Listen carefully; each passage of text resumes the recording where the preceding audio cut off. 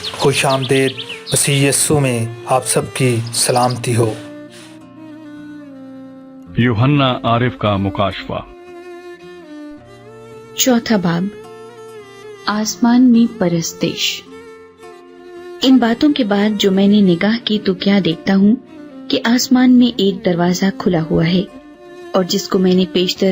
نرسنگی کی سی آواز سے اپنے ساتھ باتیں کرتے سنا تھا، وہی فرماتا ہے کہ یہاں اوپر آ جا،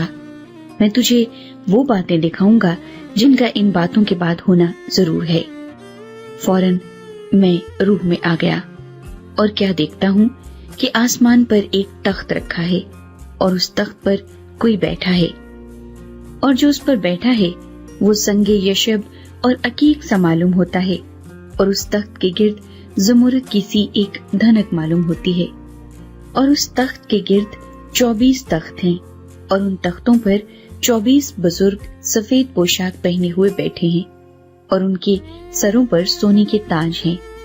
اور اس تخت میں سے بجلیاں اور آوازیں اور گرجیں پیدا ہوتی ہیں، اور اس تخت کے سامنے آگ کے 7 چراغ جل رہے ہیں، یہ خدا کی 7 روحیں ہیں، اور اس تخت کے سامنے گویا شیشے کا سمندر بلور کی مانند ہے، اور تخت کے بیچ میں اور تخت کے گرد گرد 4 جاندار ہیں، جن کے آگے پیچھے آنکھیں ہی آنکھیں ہیں۔ پہلا جاندار ببر کی مانند ہے، اور دوسرا جاندار بچڑے کی مانند، اور تیسرے جاندار کا چہرہ انسان کا سا ہے، اور چوتھا جاندار اڑتے ہوئے عقاب کی مانند ہے، اور ان 4 جانداروں کے 6 پر ہیں، اور چاروں طرف اور اندر آنکھیں ہی آنکھیں ہیں، اور رات دن بغیر آرام لیے یہ کہتے رہتے ہیں کہ قدوس قدوس قدوس خداوند خدا قادر مطلق، جو تھا اور جو ہے اور جو آنے والا ہے۔ اور جب وہ جاندار اس کی تمجید اور عزت اور شکر گزاری کریں گے جو تخت پر بیٹھا ہے اور ابدالآباد زندہ رہے گا، تو وہ 24 بزرگ اس کے سامنے جو تخت پر بیٹھا ہے گر پڑیں گے اور اس کو سجدہ کریں گے جو عبدالآباد زندہ رہے گا،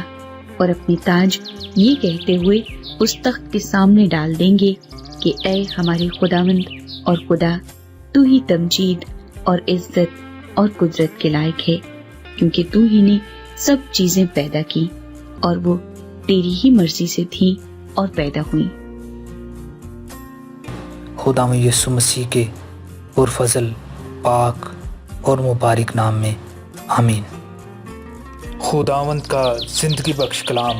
ہم سب کے لیے برکت کا باعث ہو، آمین۔